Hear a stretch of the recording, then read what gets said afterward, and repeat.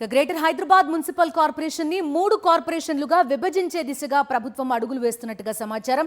ఫిబ్రవరి 10తో GHMC పాలక మండలి గడువు ముగియనున్న నేపథ్యంలో జీహెచ్ఎంసీపై మంత్రి పొన్నం ప్రభాకర్ సమీక్ష నిర్వహించారు. ఈ సందర్భంగా జీహెచ్ఎంసీని ఒకటిగా కొనసాగిస్తారా లేదా 3 భాగాలుగా విభజించాలా అనే అంశంపై చర్చ జరిగినట్టుగా తెలుస్తోంది.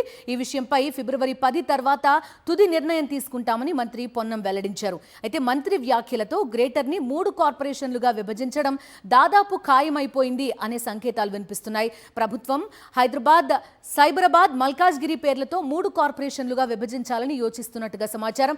ఇప్పటికే హైదరాబాద్ కార్పొరేషన్ మేయర్ సీట్ ని మహిళా జనరల్ కేటగిరీకి కేటాయించారు. మిగతా 2 కార్పొరేషన్ల మేయర్ పదవులపై గ్రేటర్ నేతల్లో ఆసక్తి నెలకొంది.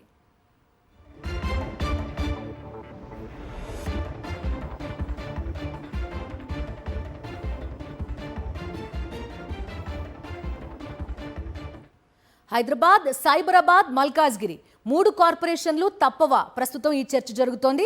నిజంగా మల్కాజ్గిరిగా మారితే జరిగే పరిణామాలను కాంగ్రెస్ గవర్నమెంట్ ఎలా ఫేస్ చేస్తుంది? ప్రస్తుతం దీనికి సంబంధించి వివరాలు అందించడానికి మా కరెస్పాండెంట్ రాకేష్ ప్రస్తుతం సాయి కిరణ్ జాయిన్ అవుతున్నారు. సాయి కిరణ్తో మాట్లాడదాం. సాయి కిరణ్, చెప్పండి, ఆల్మోస్ట్ ఇది కన్ఫర్మ్ అయిపోయినట్టుగా వార్తలు వస్తున్న నేపథ్యం 3 కార్పొరేషన్లుగా విభజించడం అనేది ఎలా చూస్తున్నారు? ఒకవేళ విభజిస్తే మరో 2 మేయర్ పదవులు వచ్చే అవకాశం ఉంటుంది కదా, దానికి పోటీ కూడా ఉండే అవకాశం ఉంది. ఎలా చూస్తున్నారు ఓవరాల్గా కాంగ్రెస్లో ఈ అంశాన్ని?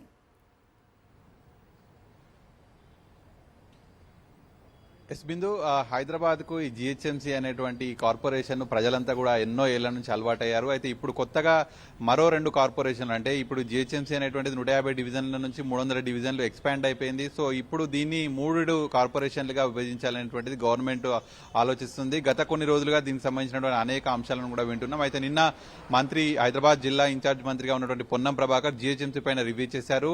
వచ్చే నెల ఫిబ్రవరి 10తో గడువు అయితే జిహెచ్ఎంసీ పాలక మండలి గడువు ముగుస్తుంది. సో ఆయన రివ్యూ చేసినటువంటి సమయంలో కూడా జిహెచ్ఎంసీని 1 లేకపోతే 3 ఎప్పుడు విభజిస్తామనేటువంటిది ఆ ఫిబ్రవరి 10తో తేలుతుంది అనేటువంటి మంత్రి వ్యాఖ్యలతో సో ఖచ్చితంగా జిహెచ్ఎంసీ 3 భాగాలుగా విభజిస్తారనేటువంటిది ఒక కన్ఫర్మ్ ఇండికేషన్ అనేటువంటి ప్రజల్లోకి అయితే వెళ్ళింది. సో ఇప్పుడు దీన్ని ఏ విధంగా విభజించాలి అనేటువంటిది ప్రస్తుతం అధికారులు ఇప్పటికే ఒక వర్క్ స్టార్ట్ చేశారు. అయితే ఇక్కడ హైదరాబాద్ ఆల్రెడీ ఉంది. సో నెక్స్ట్ సైబరాబాద్ ఇటుపక్క చూస్తే మల్కాజ్గిరియా లేకపోతే సికింద్రాబాద్, ఈ 2 పేర్లలోనే కన్ఫ్యూజన్ ఉంది. ఇప్పటికే సికింద్రాబాద్ కార్పొరేషన్ చేయాలి అనేటువంటి పెద్ద ఎత్తున ఉద్యమం స్టార్ట్ అయింది. మాజీ మంత్రి తలసాని శ్రీనివాస్ యాదవ్ ఆధ్వర్యంలో సికింద్రాబాద్ ప్రజలంతా కూడా సికింద్రాబాద్ కార్పొరేషన్ ఉండాలి అనేటువంటి వాళ్ళు పట్టుబడుతున్నారు. సో మరోవైపు మల్కాజ్గిరి అనేటువంటిది కూడా అతిపెద్ద పార్లమెంట్ గా కూడా ఉంది. అక్కడ కూడా ప్రస్తుతం ఎంపీగా ఉన్నటువంటి ఈటల రాజేందర్ కూడా మల్కాజ్గిరిని తక్కువ చేయకూడదు, సికింద్రాబాద్ గౌరవాన్ని పెంచుతూనే మల్కాజ్గిరి గౌరవాన్ని కూడా కాపాడాలి అనేటువంటిది అంటున్నారు. ఒకవైపు సికింద్రాబాద్ ఎంపీగా కూడా కేంద్ర మంత్రి కిషన్ రెడ్డి ఉన్నారు. ఆయన కూడా సికింద్రాబాద్ కు మద్దతు తెలుపుతున్నారు. సో మరి